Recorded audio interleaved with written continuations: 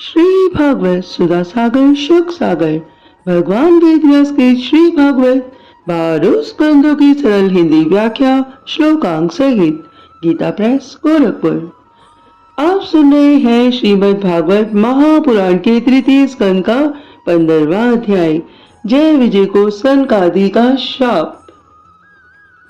श्री मैत्री जी ने कहा, हे विदुर जी, ऋषि कश्यप की पत्नी दिति को अपने पुत्रों से देवताओं को कष्ट पहुंचने की आशंका थी, इसलिए उन कश्यप ऋषि की पत्नी दिति ने तेज का नाश करने वाले उस कश्यप जी के तेज वीर्य को 100 वर्षों तक अपने उदर में ही रखा।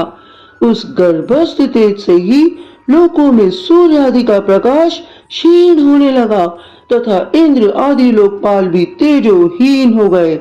तब उन देवताओं ने ब्रह्मा जी के पास जाकर कहा कि सब दिशाओं में अंधकार के कारण बड़ी अव्यवस्था हो रही है। हे भगवान, काल आपकी ज्ञान शक्ति को कुंठित नहीं कर सकता, इसलिए आपसे तो कोई बात छिपी नहीं है। हे प्रभु ब्रह्मा जी, आप इस अंधकार के विषय में सभी कुछ जानते होंगे, हम तो इससे बड़े भयभीत हो रहे हैं। देवादि देव, आप जगत के रचयिता हैं प्रभु, और समस्त लोकपालों के मुकुट मणि हैं। आप छोटे बड़े सभी जीवों का भाव जानते हैं। हे देव, आप विज्ञान बल संपन्न हैं। आपने माया से ही ये चतुर्मुख रूप और रजोगुण स्वीकार किया है। आपकी उत्पत्ति के वास्तविक कारण को कोई नहीं जान सकता। हम आपको नमस्कार करते हैं, हम आपको नमस्कार करते हैं। हे ब्रह्मा जी, आप में संपूर्ण भुवन स्थित है। कार्य कारण रूप सारा प्रपंच आपका शरीर है, किंतु वास्तव में आप तो इससे परे हैं। जो समस्त जीवों के उपस्थित स्थान आपका अनन्य भाव से ध्यान करते हैं, उन सिद्ध योगियों का किसी प्रकार भी हास नहीं हो सकता, क्योंकि वह आपके कृपा कटाक्ष से कृत्य हो जाते हैं तथा प्राण, इंद्रिय और मन को जीत लेने के कारण उनका योग भी परिपक्व हो जाता है। हे ब्रह्मा जी, रस्सी से बंधे हुए बैलों की भांति आपकी वेद वाणी से जकड़ी हुई सारी प्रजा आपकी अधीनता में नियम पूर्वक कर्म अनुष्ठान करके आपको बलि समर्पित करती है। आप सबके नियंता है प्रभु, आप सबके नियंता मुख्य प्राण है। हम आपको नमस्कार करते हैं। हे भूमन, इस अंधकार के कारण दिन रात का विभाग अस्पष्ट हो जाने से लोगों के सारे कर्म लुप्त होते जा रहे हैं, जिससे वह दुखी हो रहे हैं। उनका कल्याण कीजिए और हम शरणागतों की ओर अपनी अपार दया दृष्टि निहारिए। हे देव, आग जिस प्रकार ईंधन में पड़कर बढ़ती रहती है, उसी प्रकार कश्यप जी के वीर्य से स्थापित हुआ उनकी पत्नी दिति का गर्भ सारी दिशाओं को अंधकार में करता हुआ क्रमशः बढ़ रहा है प्रभु, बढ़ रहा है। श्री मैत्री जी कहते हैं, महाबाहो, देवताओं की इस प्रकार की प्रार्थना सुनकर भगवान ब्रह्मा जी हंसे और उन्हें अपनी मधुर वाणी से आनंदित करते हुए ये कहने लगे कि हे देवताओं, तुम्हारे पूर्वज मेरे मानस पुत्र सनकादि लोकों की आसक्ति त्याग कर समस्त लोकों में आकाश मार्ग से विचरा करते हैं। एक बार वो मेरे मानस पुत्र सनकादि भगवान विष्णु के शुद्ध सत्यमय सब लोगों के शिरोभाग में स्थित बैकुंठ धाम में जा पहुंचे। वहां उस बैकुंठ धाम में तो सभी लोग विष्णु रूप होकर रहते हैं और वह प्राप्त भी उन्हीं को होता है जो अन्य सब प्रकार की कामनाएं छोड़कर भगवत चरण शरण की प्राप्ति के लिए ही धर्म द्वारा भगवान विष्णु की आराधना करते हैं। उस बैकुंठ धाम में वेदांत प्रतिपाद धर्म मूर्ति श्री आदि नारायण हम अपने भक्तों को सुख देने के लिए शुद्ध सत्य में स्वरूप धारण करके हर समय विराजमान रहते हैं। उस बैकुंठ धाम लोक में निश्रेयस नाम का एक वन है जो मूर्तिमान कैवल्य सा ही जान पड़ता है। वह वन सब प्रकार की कामनाओं को पूर्ण करने वाले वृक्षों से सुशोभित है, जो स्वयं हर समय 6 ऋतुओं की शोभा से संपन्न रहते हैं। वहाँ विमानचारी गंधर्वगण अपनी प्रियाओं के सहित अपने प्रभु की पवित्र लीलाओं का गान करते रहते हैं, जो लोगों की संपूर्ण पाप राशि को भस्म कर देने वाली है। उस समय सरोवरों में खिली हुई मकरंद पूर्व वासंतिक माधवी लता की सुमधुर गंध उनके चित्त को अपनी ओर खींचना चाहती है, परंतु वह उसकी ओर ध्यान ही नहीं देते, वह उस गंध को उड़ाकर लाने वाले वायु को ही बुरा भला कहते हैं। जिस समय ब्रह्मराज ऊंचे स्वर से गुंजार करते हुए मानो हरि कथा का ही गान करते हैं, उस समय थोड़ी देर के लिए कबूतर, कोयल, सारस, चकवे, पपीहे, हंस, तोते, तीतर और मोरों का कोलाहल बंद हो जाता है, मानो वे भी उस कीर्तन आनंद में बेसुध हो जाते हैं। श्री हरि तुलसी से अपने श्री विग्रह को सजाते हैं और तुलसी की गंध का ही अधिक आदर करते हैं। ये देख के वहाँ के मंदार, कुंद, कुर्बक अर्थात तिलक वृक्ष, उत्पल अर्थात रात्रि में खिलने वाले कमल, चंपक, अर्ण, पुन्नाग, नागकेसर, बकुल अर्थात मौलसीरी, अरे अम्बुज दिन में खिलने वाला कमल और पारिजात आदि पुष्प सुगंध युक्त होने पर भी तुलसी का ही तप अधिक मानते हैं। वह लोग वैदुर्य, मरकतमणि अर्थात पन्ने और सुवर्ण के विमानों से भरा हुआ है। ये सब किसी कर्म फल से नहीं, बल्कि एकमात्र श्री हरि के पाद पद्मों की वंदना करने से ही प्राप्त होते हैं। उन विमानों पर चढ़े हुए कृष्ण प्राण भगवत भक्तों के चित्तों में बड़ी सुमुखी सुंदरियां भी अपनी मंद मुस्कान एवं मनोहर हास परिहास से काम विकार नहीं उत्पन्न कर सकती। परम सौंदर्यशालिनी लक्ष्मी जी, जिनकी कृपा प्राप्त करने के लिए देवगण भी यत्नशील रहते हैं, श्री हरि के भवन में चंचलता रूप दोष को त्याग कर रहती हैं। जिस समय अपने चरण कमलों के नुपुर की झंकार करती हुई वह लक्ष्मी जी अपने लीला कमल को घुमाती हैं, उस समय उस कनक भवन की सफ्टी कमई दीवारों पर उनका प्रतिबिंब पड़ने से ऐसा जान पड़ता है मानो वह उन्हें बुहार रही हो। हे प्यारे देवताओं, जिस समय दासियों को साथ लिए वह लक्ष्मी जी अपनी क्रीड़ा वन में तुलसी दल द्वारा भगवान श्री विष्णु का पूजन करती हैं, तब वहाँ के निर्मल जल से भरे हुए सरोवरों में, जिनमें मूंगे के घाट बने हुए हैं, अपना सुंदर अलकावली और उन्नत नासिका से सुशोभित मुखार वृंद देखकर सोचती है कि ये भगवान का चुंबन किया हुआ है। हाँ, यूं जानकर वह श्री लक्ष्मी अपने आप को बहुत सौभाग्यशाली समझती हैं। जो लोग भगवान श्री हरि की पाप हारिणी लीला कथाओं को छोड़कर बुद्धि को नष्ट करने वाली अर्थ काम संबंधी अन्य निंदित कथाएं सुनते हैं, वह उस वैकुंठ लोक में नहीं जा सकते। हाय, जब वह अभागे लोग इन सारहीन बातों को सुनते हैं, तब ये उनके पुण्य को नष्ट कर उन्हें आश्रयहीन घोर नरक में डाल देती है। आहा, इस मनुष्य योनि की बड़ी महिमा है। हम देवता लोग भी इसकी चाह करते हैं। इसी में तत्व ज्ञान और धर्म की प्राप्ति हो सकती है।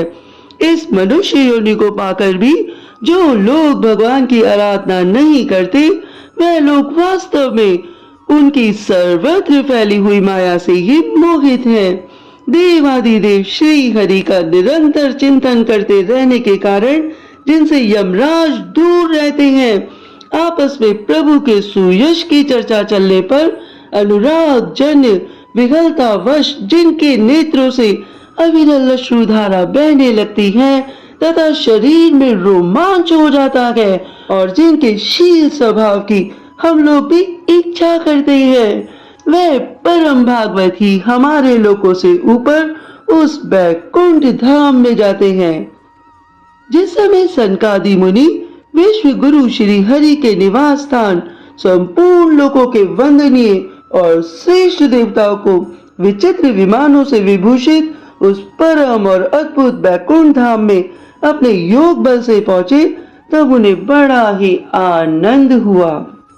भगवत दर्शन की लालसा से अन्य दर्शनीय सामग्री की ओर उपेक्षा करते हुए बैकुंठ धाम की 6 ड्योदियां पार करके जब वे 7वीं पर पहुंचे, तब वहां उन्हें हाथ में गदा लिए 2 समान आयु वाले देव श्रेष्ठ दिखाई दिए, जो बाजूबंद, कुंडल और किरीट आदि अनेकों अमूल्य आभूषणों से अलंकृत थे।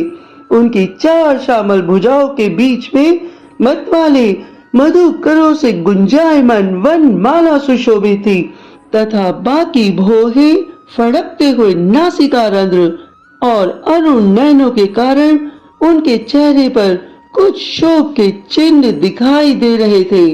उनके इस प्रकार देखते रहने पर भी वह सनकादि मुनिगण उनसे बिना कुछ पूछताछ किए जैसे सुवर्ण और व्रजमय किवाड़ों से युक्त पहली 6 ड्योदी लांघ कर आए थे, उसी प्रकार उनके द्वार में भी घुस गए। उनकी दृष्टि तो सर्वत्र समान थी और वह निशंक होकर सर्वत्र बिना किसी रोक टोक के विचरते थे। वे चारों सनत कुमार पूर्ण तत्वज्ञ थे तथा ब्रह्मा की सृष्टि में आयु में सबसे बड़े होने पर भी देखने में तो वे सनकादि ऋषि केवल 5 वर्ष के बालकों से जान पड़ते थे और दिगंबर वृत्ति से रहते थे। उन्हें इस प्रकार निसंकोच रूप से भीतर जाते देख उन द्वारपालों ने भगवान के शील स्वभाव के विपरीत सनकादि के तेज की हंसी उड़ाते हुए उन्हें बेतड़ा कर रोक दिया। यद्यपि वह सनकादि ऋषि ऐसे दुर्व्यवहार के योग्य नहीं थे। जब उन द्वारपालों ने बैकुंठवासी देवताओं के सामने पूजा के सर्वश्रेष्ठ पार उन कुमारों को इस प्रकार रोका, तब अपने प्रियतम प्रभु के दर्शनों में विघ्न पड़ने के कारण उन सनकादि ऋषि के नेत्र सहसा कुछ क्रोध से लाल हो उठे और वह सनकादि ऋषि इस प्रकार कहने लगे, अरे द्वारपालो, जो लोग भगवान की महती सेवा के प्रभाव से इस लोक को प्राप्त होकर यहाँ निवास करते हैं, वह तो भगवान के समान ही समदर्शी होते हैं।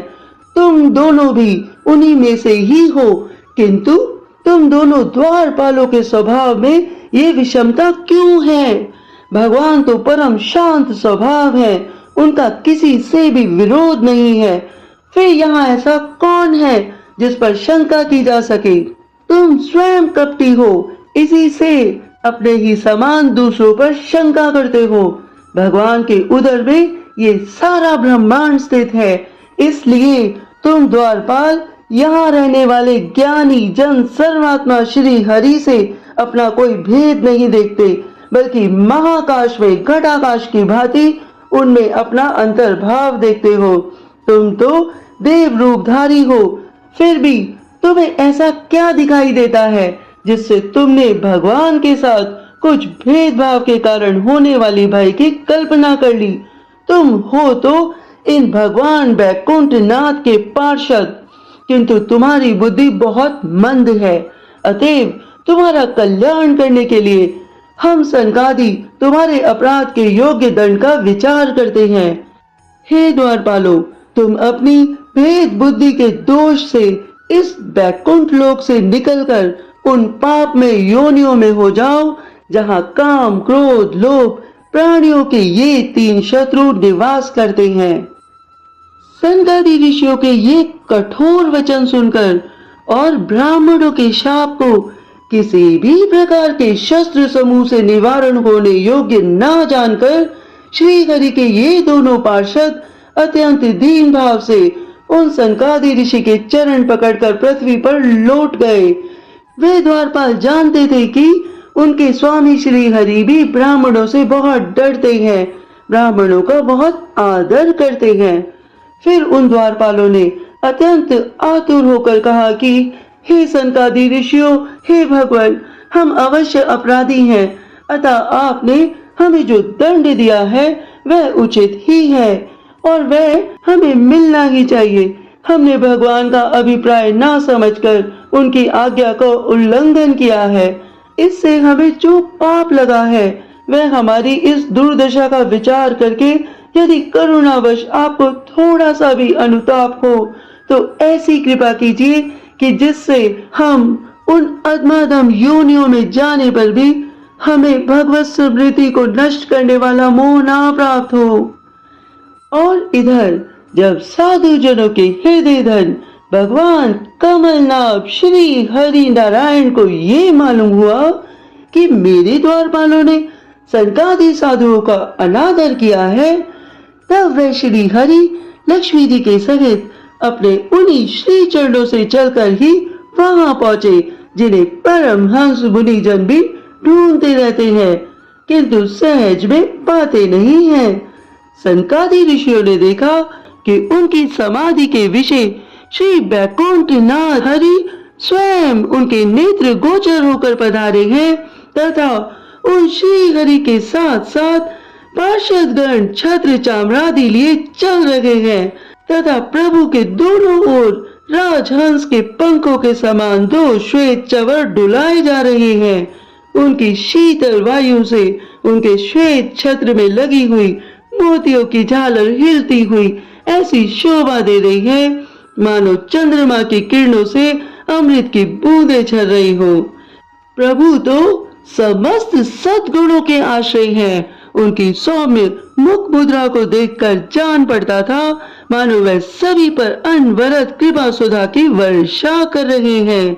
अपनी स्नेहमयी चितवन से वह भक्तों का हृदय स्पर्श कर रहे थे तथा उनके सुविशाल श्याम वक्षस्थल पर स्वर्ण रेखा के रूप में जो साक्षात लक्ष्मी विराजमान थी उनसे मानो वह समस्त दिव्य लोकों के चूड़ामणि बैकुंठ धाम को सुशोभित कर रहे थे।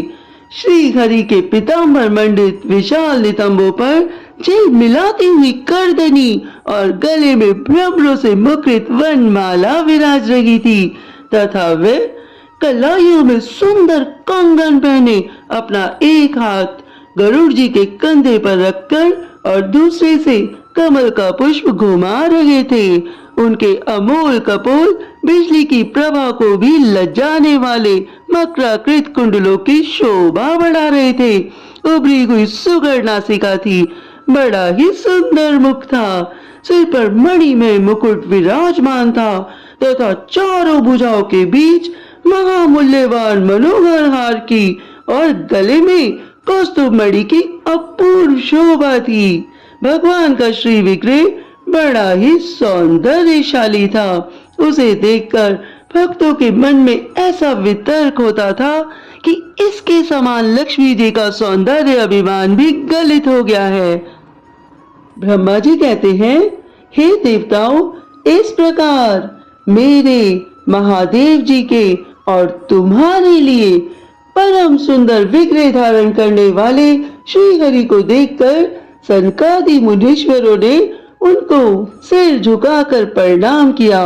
उस समय उन श्री हरि की अद्भुत छवि को निहारते निहारते उन सनकादि ऋषि के नेत्र तृप्त नहीं होते थे। सनकादि मुनीश्वर निरंतर ब्रह्मानंद में निमग्न रहा करते थे किंतु जिस समय भगवान कमल नयन के चरणार वृंद मकरंद से मिली हुई तुलसी मज्जरी की गंध से सुवासित वायु ने नासिका रंध्रों के द्वारा उनके अंतःकरण में प्रवेश किया, उस समय वह सनकादि ऋषि अपने शरीर को संभाल न सके और उस दिव्य गंध ने उनके मन में खलबली पैदा कर दी। भगवान का मुख नील कमल के समान था, अति सुंदर अधर और कुंदकली के समान मनोहर हाथ से उनकी शोभा और भी बढ़ गई थी।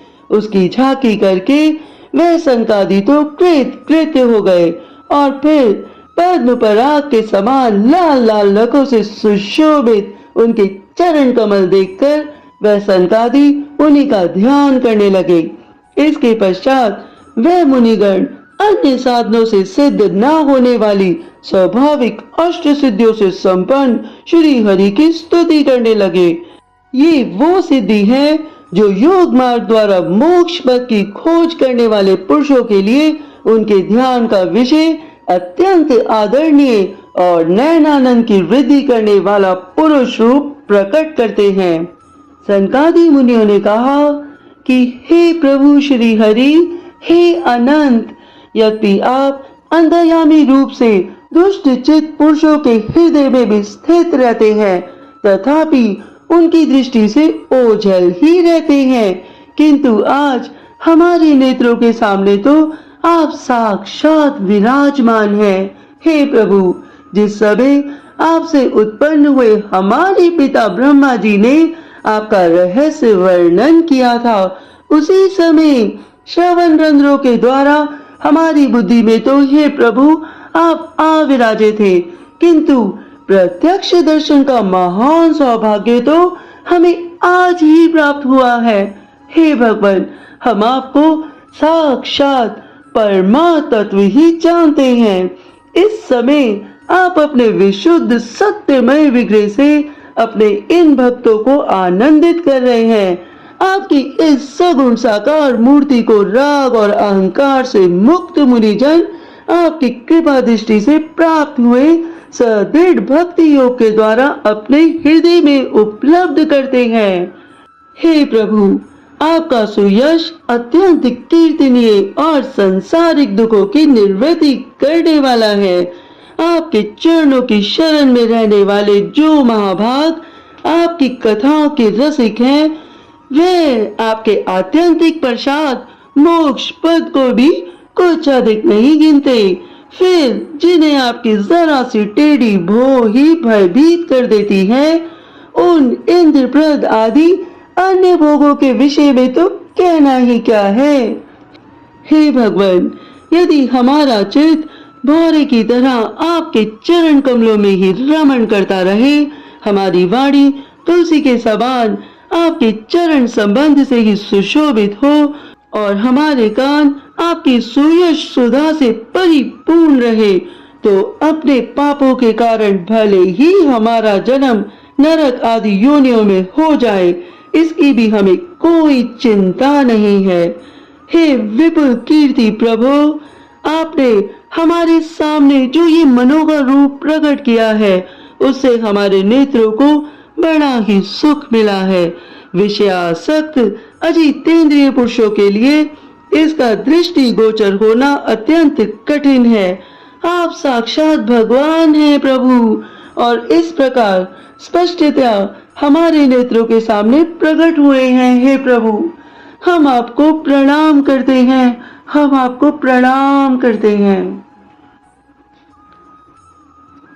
अभी आप सुन रहे थे श्रीमद् भागवत महापुराण के तृतीय स्कंद का 15वां अध्याय, और हम सुनेंगे 16वां अध्याय जय विजय का बैकुंठ से पतन।